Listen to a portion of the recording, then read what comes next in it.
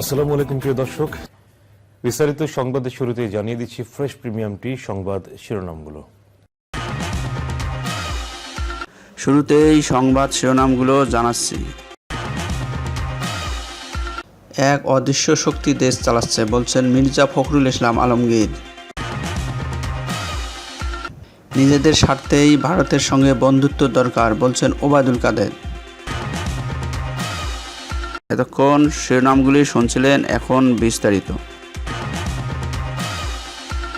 দর্শক, ভিডিওটি দেখতে দেখতে এই চ্যানেলটি সাবস্ক্রাইব করে আমাদের সাথেই থাকুন, আর আপনার মূল্যবান মতামত কমেন্ট সেকশনে জানিয়ে দিন। আওয়ামী লীগ নয়, অদৃশ্য শক্তি দেশ চালাচ্ছে বলে মন্তব্য করেছেন বিএনপির মহাসচিব মির্জা ফখরুল ইসলাম আলমগীর।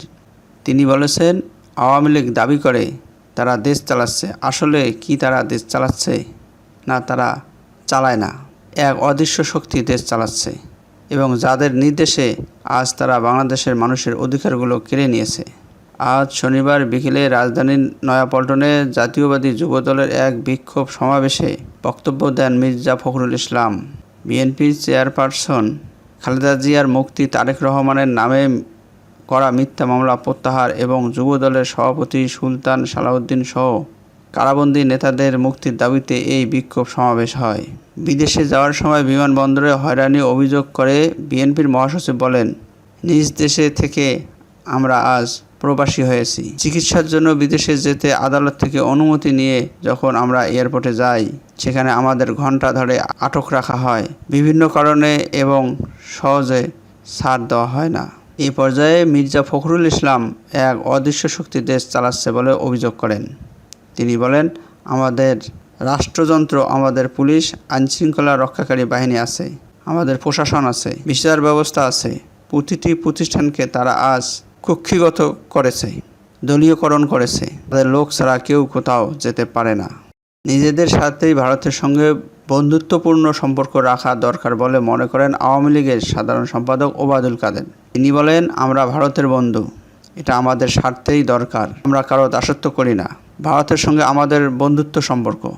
আজ শনিবার বিকেলে রাজধানীর মোহাম্মদপুরের গজনবী সড়কে আয়োজিত আওয়ামী লীগের শান্তি ও উন্নয়ন সমাবেশে প্রধান অতিথি বক্তব্যে ওবায়দুল কাদের এসব কথা বলেন। ঢাকা মহানগর উত্তর আওয়ামী লীগ এই সমাবেশের আয়োজন করে। ওবায়দুল কাদের বলেন, ভারতের সঙ্গে বিএনপির যে শত্রুতা করেছিল তাতে লাভ হয়নি। শত্রুতার কারণে সংশয়, সন্দেহ, অবিশ্বাস জন্মেছিল। শেখ হাসিনা সব সংশয়, সন্দেহ, অবিশ্বাস ভেঙে দিয়েছেন। ভারত এখন আমাদের বন্ধু। সমাবেশে বিএনপি নেতাদের উদ্দেশ্য করে ওবায়দুল কাদের বলেন, বিএনপি নেতারা হঠাৎ চাঙ্গা হয়ে গেছেন। এর কারণ ডোনাল্ড লু বাংলাদেশে সফরে আসছেন। তারা আবার ক্ষমতার স্বপ্নে বিভোর। লু আসছেন সরকারের সঙ্গে সম্পর্ক আরও এগিয়ে নিতে, বিএনপির স্বপ্ন পূরণের জন্য নয়। গতকাল নয়াপল্টনে বিএনপি নেতা গায়েশ্বর চন্দ্র রায়ের বক্তৃতাকে মিথ্যাচার উল্লেখ করে ওবায়দুল কাদের বলেন, গায়েশ্বর কোথায় ছিলেন এতদিন? কোথা থেকে এলেন? কোথায় পালিয়েছিলেন? মাথায় তো দেখি গান্ধী টুপি। বিএনপি এখন ভণ্ডামি শুরু করেছে।